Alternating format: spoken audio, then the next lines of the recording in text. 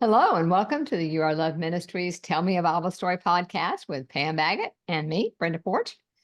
Today we're going to be reading a story about a woman who had a serious medical condition. She had a constant flow of blood. Now, most of us women, we know about menstrual cycles. We start having them around the age of 12, and then it's different ages for different people when they stop. I know mine stopped when I was 43 with the first round of chemotherapy for breast cancer. But, for different people, it comes at different times. But our bodies were not designed to bleed constantly. So this poor woman was really having a problem. And I can't imagine having it in that day and age. They didn't have tampons or pads or any of the stuff that we have today. And so she was really suffering physically. So, Pam, can you tell us a little bit more about why this would be such a big deal for her in that day and time? Well, we have to go back to Leviticus to understand what this woman's life was like. The laws of Moses were specific, and Israelites were expected to obey them even though they couldn't have understood about germs and bacteria, etc., or any microscopic organisms that we know about today. Demanding their obedience was God's way to keep them safe from illness. Mhm, I only know that, but that's what he was doing. So mhm. many of the laws about hygiene and nutrition protected them. And in Leviticus 15, 19 to 25, we find the laws that would have affected this woman's life really dramatically. Here it is. If a woman has a discharge and the discharge from her body is blood, she shall be set apart 7 days, and whoever touches her shall be unclean until evening. Everything that she lies on during her impurity shall be unclean.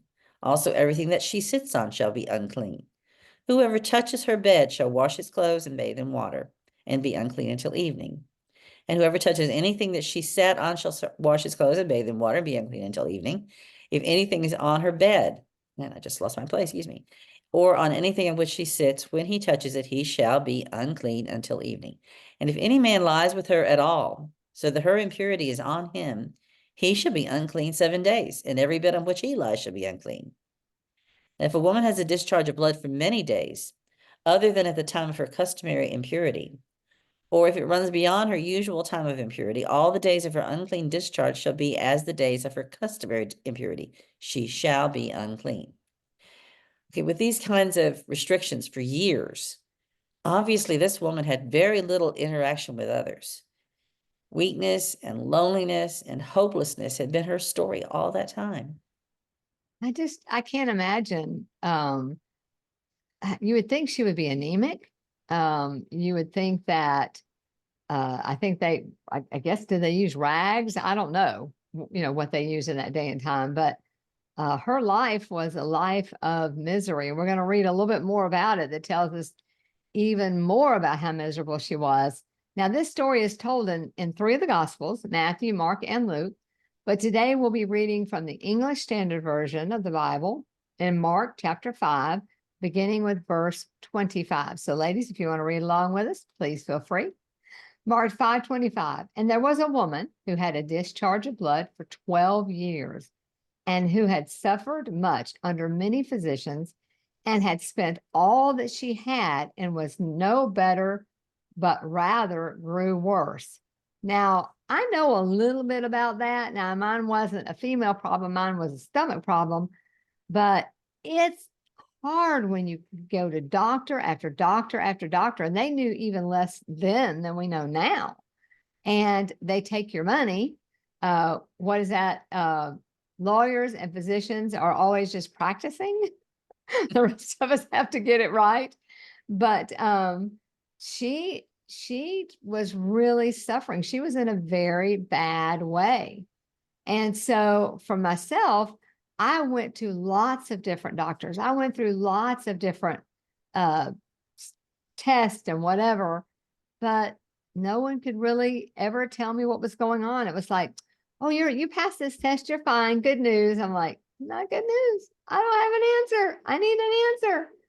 But at least my society didn't say, now you can't be around anybody and you are considered unclean and nobody can touch you. Nobody can be around your bed. I can't imagine wanting to be with a man during that time, but if that happened, then you're still unclean. He's even unclean. And so, oh, wait, we're not focusing on me here today, are we? It's always all about me. But I want to go on record here that I can kind of understand that lady's pain. And ladies, if some of you have been in that situation where you had a problem, you had a disability, and no one could give you answers. I saw a thing recently where they're talking about how for a woman's pain, they are given pain medication far less than a man who has the same amount of pain. And a lot of times if they come with a problem, it's like, oh, it's your emotions, or, we're even now today, how many 100 years later, we're still not getting the attention that we deserve. But being sick that long really takes a toll on you emotionally and physically. And like you said, she had to be very lonely because being unclean meant you can't be around anybody. And so I feel sorry for her. But ladies, if that is your situation, I just want to say, don't give up, because I am better. Not perfect, but I'm better. Yeah, well, I'm glad you're sharing your struggle, because others are dealing with such long, hard fights for health. They need this encouragement. And everyone else needs to realize what it's like for anyone dealing with a long-term health issue like this. It's Yeah, something we don't, out of but sight, out of mind. If I'm not seeing them next to me somewhere, I'm not thinking about what they're going through sometimes. And yeah, and that's, we have so many people that have that. And yet I've heard ladies, compare themselves and say, well, I have diabetes and I'm still able to do so and so, or I have chronic fatigue and you're not the measuring stick. mm, Okay. Everybody's different. And so I feel for this lady. All right. Keep us going, Pam. okay, Mark 5:27-28. She had heard the reports about Jesus and came up behind him in the crowd and touched his garment. For she said, if I touch even his garments, I will be made well. Okay, what always strikes me first about this is the risk she took just venturing out in public, much Oh, less into a crowd and up to a prominent figure like Jesus. true. She must have been so afraid of being pointed out as an unclean person and sent away from the one she hoped would heal her. But the fact that she did this and that she believed that just touching his clothing would be all the power she needed for healing, that is amazing faith. Oh, I mean, I hadn't thought about that. These were fairly small communities. And Mm, so it's not like the big city today. I could walk around in New York, nobody would know who I was because I'm from the South, other than my accent might give me away. But this lady, the community might have known who she was. There might be somebody in that crowd that says, hey, wait a minute, you're not supposed to be out here. And exactly. she would be in big time trouble. So, but I think it just really paints a beautiful picture of what hope looks like. When we really put our hope in Jesus, and sometimes hope can be really hard to have if you've struggled and you've suffered for a long time. But God has hope for us. Christ has hope for us. And I love it that she was willing to do whatever it took to get to Jesus. Okay.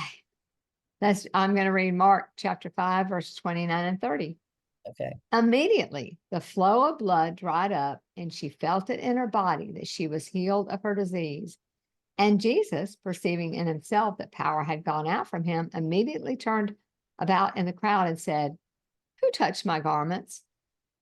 Now, we all know what those cramps feel like. We all know what it feels like, or if you're a woman, what it feels like to be menstruating, to be bleeding. And that had to be just a really miraculous feeling for her. For all of a sudden, after 12 years, it's gone. It's not happening anymore. But I think it's kind of neat to think about it for us, because when she touched the hem of Jesus' garment because of her faith, she was made well. When we have that kind of faith in Jesus and Jesus touches our life, we're going to feel it. And we're going to know that feeling of coming in contact with the Lord. But you have to believe. Just reading scripture, going to church, praying, whatever, that's not enough. You have to believe enough to obey. And when you believe and you obey, wonderful things can happen, just like it did for her. Yeah. Her faith was strong, and God's response was immediate and complete. This is a powerful moment. Just as fascinating to me is that Jesus knew immediately. Yeah. He felt power leaving him. And then the question that had to have astounded everyone in earshot of him, who touched my clothes? Wow. I mean, really? Mark 5:31, and his disciple, 31 to 32, excuse me. And his disciples said to him, you see the crowd pressing around you, and yet you say, who touched me? And he looked around to see who had done it. Now, I would have had the same reaction as the disciples. Luke's version of the event mentions that Peter specifically was questioning how Jesus could be asking who had touched him when people were crowding around him. I always relate to Peter.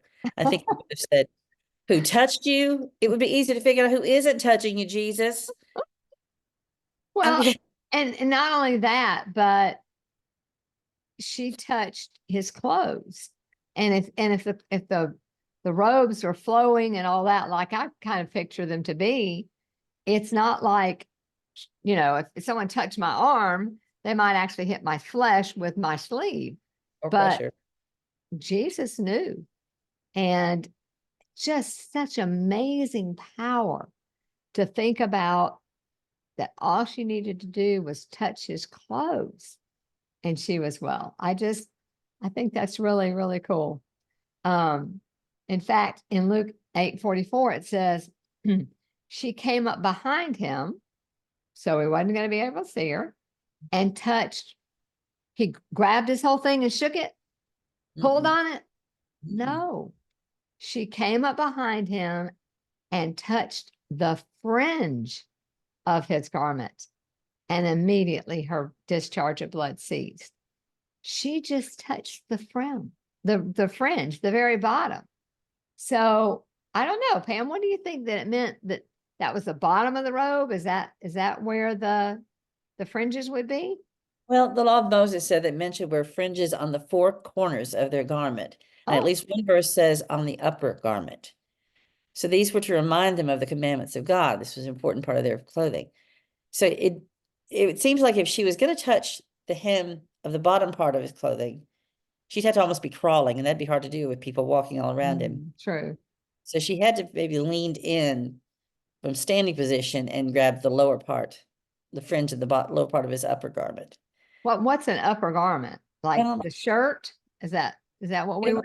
we don't think of it really like the same kind of clothing. We didn't wear shirts and pants and separates and all that stuff. Right, So right, this would right. be just something that I don't know exactly how it would have been, but however it would have come up across on the man, he might have had two layers that he was wearing. I just don't know exactly how. All we've got is the pictures of what people assume happened, but we don't really Yeah, I've know. seen the pictures of her on the ground, and I always thought that doesn't make sense. Somebody's going to step on her. Yeah, she wouldn't be able to But get in there that way. yeah, she would be very, very noticeable at that point. Yeah. Okay. Okay, the law of Moses. I said we already did that. Let's see. Um, verses 33 to 34. She says, but the woman, knowing what had happened to her, came in fear and trembling and fell down before him and told him the whole truth. And he said to her, daughter, your faith has made you well. Go in peace and be healed of your disease. She knew what had happened to her. Whether this means her body was suddenly healthy and she felt the physical difference, or that God somehow gave her knowledge of her condition, she knew. And her immediate response was humility and honesty. She told him the whole truth. She must have been afraid Jesus would be unhappy with her. I imagine those standing around who heard this may have pulled back, realized that she had been unclean. And the law said she wasn't considered clean until 7 days after the blood had stopped. So she Right. technically still be considered unclean by their law. Mm-hmm. Jesus just commended her faith and sent her on in peace. So he didn't care. He was okay with it. He knew that she was completely well. He knew that there was no danger in being around her at that point. That the idea that she didn't try to make excuses, didn't try to make sure he was happy with her, didn't try to, present herself to him in a way that would be acceptable. She didn't do anything except admit, I did this. Me, I was the one. I did it. Though, if you're dealing with someone who has that much power, would it really benefit you to lie to them? It wouldn't, but we don't always make those logical decisions, I think. That's true. That's true. She could have tried to sneak out through the crowd. You know, God knows everything. So I have suspicions that he knew he was Mhm. asking for the benefit of the people around him to give her that opportunity to come forward and to say that she had done. And he could have fussed at her. He could have called her out. But he You shouldn't have told been out. exactly, you are unclean. What are you doing out here amongst us? Mm. No, he told her to go in peace and be healed of your disease. That's just to go in peace. And man, wouldn't she have had peace because of the suffering that she had done for 12 years? And finally, she had an answer. Finally, she had a healing. And that would be, I would think, peace and joy all at the same time. All right, go ahead. Did I'm you want kind to of say? wondering, I hadn't thought about it, but going back to her house and the neighbors and family, whatever, I'm guessing that she looks different. I mean, you wouldn't necessarily know to look at someone whether their bleeding has stopped or not, but she had a complete healing. That means all of the anemia, weakness, Mm, pale color, all of that would have been healed.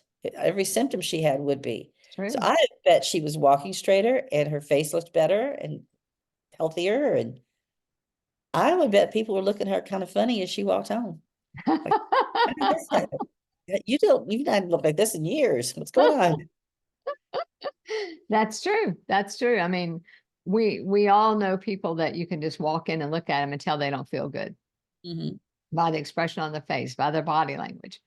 But she had to be, I would think if it were me, almost like walking on air, just Really? so excited and happy that finally she can rejoin society and not be unclean and not feel bad. Yeah.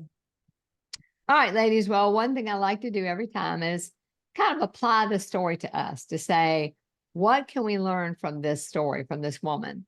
Hopefully, none of us have her exact problem, but we all have problems. And so, the first thing that I saw was we need to do whatever it takes to get to Jesus. Yeah, she had faith, but she had to put that faith in action, and it wasn't easy. You know, it's kind of funny how the Lord works. Before we started recording, Pam and I were talking about some fears that I have, and I had talked about I needed a greater faith, and I do. If we have faith, we know that God's going to take care of it. He's going to work it out. Um, what is that saying that Pam, you and I are always quoting? If you want to see God laugh, make Make plans. plans. Mhm. Now, Pam claims that God laughs at her all the time, but I have a feeling that he doesn't laugh at her any more than he laughs at anybody else, especially me. I just think, I think God laughs at me, and then sometimes he just looks down and shakes his head, said, "Oh no, not her again, not again. Can't believe she's doing that again." Yeah, I know. Um, but when we truly believe, her faith was so strong, she literally put everything on the line for her faith. Mhm. Because you've already talked about, Pam, about how it wasn't right culturally for her to be there, and she could have gotten in lots of trouble, but yet she didn't let anything stop her. And I just think that's beautiful. So that's number one. All right. So number two, never be afraid to take your problems to Jesus. You know, I've done a lot of teaching and in my day, and one of the things that I really talk to ladies about, and you know, whenever I'm talking, how's that go? You got one finger pointed forward, and you got 4 or 5 pointing back at you, at least 4 pointing back at you. Um, that when we are now I forgot what I was going to say. It happened again. The train has jumped the tracks. That when we truly take a problem to Jesus, we're going to admit that we're angry. We're going to admit that we're sad. We're going to admit that we're struggling. Um, and I've had ladies that just kind of bristled with that. No, I can't tell God I'm mad at him. And I just laugh and say, He's Yeah. God. Do you not think He already knows? He already knows you're angry. He already knows you're sad. He already knows you're struggling with your faith. But it's when we take that problem to him and we verbally say it in our prayers and we think it and we admit it, then we can begin to find answers. Then Christ can begin to work in our lives. But as long as we are denying it and we're not taking it to Jesus, nothing is going to happen. Nothing good's going to happen. Jesus is our only hope. He is the only person, the only entity that is going to help us, that has true answers for us. And I'm talking about God the Father, God the Son, and God the Holy Spirit. I'm not just saying just Jesus. But in this particular situation, it was Jesus.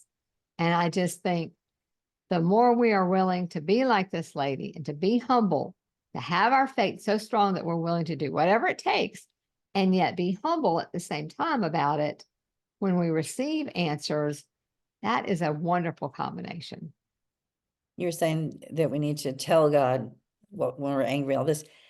That is huge, and people don't realize it. He does know. He knows all of it. And so it's silly to think we're hiding anything. But even beyond that, getting it out of our way is what we're doing. When we go and take a problem to the Father and say, Lord, I'm feeling this. I'm wanting that. This is going on and all. If we're telling him stuff he knows, but we don't know that we're clutching it and holding it and getting it's in our way. I think I told the story before about my little girl when she first came to me as a foster child and wouldn't take her coat off and wouldn't get settled. And I offered her brownies. She takes one in each hand and walks off with them. She couldn't accept the other blessings that I had for her, which were toys and things for her to play with, because she wouldn't let go of the brownies. And so we do the same thing when we're not going to say to God, God, I'm feeling really angry right now about what you're not doing and what you are doing. If we're not going to say it to him, this stays in our way. It doesn't go out of our heads and out of our minds. But once we've said it, we can release it. He's got it now, fine. He can put it over here out of our way now and have to deal with the real stuff that we need to know about and deal with. And we keep him from working with us when we don't talk to him about everything, no matter what it is. He's a big guy. He can take it. He's not going to get his feelings hurt if we're just telling him honestly how we feel, but he is going to be able to show us what's really going on as soon as we let go and put the brownies down. And put the brownies down. I love that. For me, I need to say those things to God in prayer, because it helps you have all these emotions and they're just churning and churning and churning inside of yourself. And a lot of time you don't even know what they are, but verbalizing and talking to God through prayer, God already knows. Prayer is more for our benefit than his. And I just think there's something about getting it out, putting it into words, acknowledging it. That's when you can begin to deal with it and sort it all out and understand, okay, yeah, I really am angry. Yeah, I really am afraid. Yeah, I really am frustrated, whatever those emotions are. But as long as we keep them in, they're just going to churn inside of us.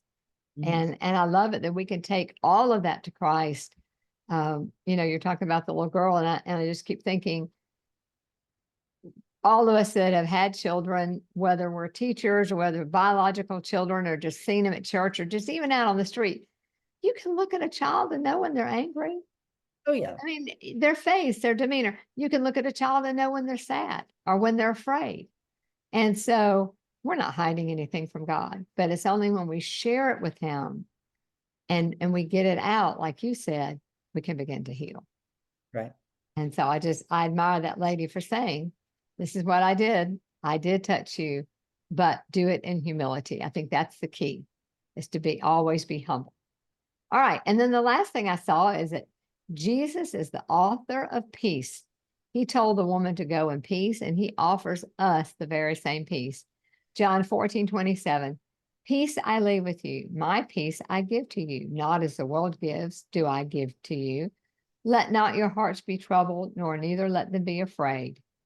There is just a special kind of peace that comes from the Lord. And if you've ever experienced it, it's kind of hard to explain. I know last week, 2 weeks ago, something like that, something happened in my life and I became terrified. I thought something had gone wrong with my health again, and I became afraid. And I literally had to just sit down, focus on God, pray to Him, and ask Him to take that fear from me because I was almost immobilized by it. But when you feel that peace that comes over you, that peace that passes all understanding, it's such a beautiful, wonderful thing to feel. And I don't want to ever be that afraid again, but it's nice to know that if that happens, because it's life and it may, that God will be there for me. Christ will be there for me. Doesn't make all our troubles go away, but it will allow us to survive the storms. Yep. It's true. All right. Well, that's all I got. You got anything, my friend? I'd like to have met that lady. She's one of the people I think I'd like to have talked to at some point after that. Not while she was unclean though, right? Because then you, Well, couldn't have done anything for her. That's frustrating when you can't help. yeah. That just makes me think you're talking about while she was sick. That just tells me that even after she'd gone to all these doctors and spent all of this money and it got her nowhere, she didn't lose hope that there was an answer out there for her. And when she heard of Jesus, the great healer, she knew immediately that's where her answer was. And that's the truth for a lot of us. Yeah. That we may have looked for pleasure or, good life in, what is it? What's the beer commercial? You only go around once, get all the gusto or whatever. That was from decades ago. That's a lie from Satan. It's a lie from Satan. But when we put God first in our life, we can truly have a blessed life and we can have hope. All right. Well, ladies, that's it for today. We hope you'll come back and join us because you just never know what we're going to be talking about. And you've been listening to Pam Baggett and me, Brenda Porch. And this is the Your Love Ministry podcast. And we're going to say goodbye for today.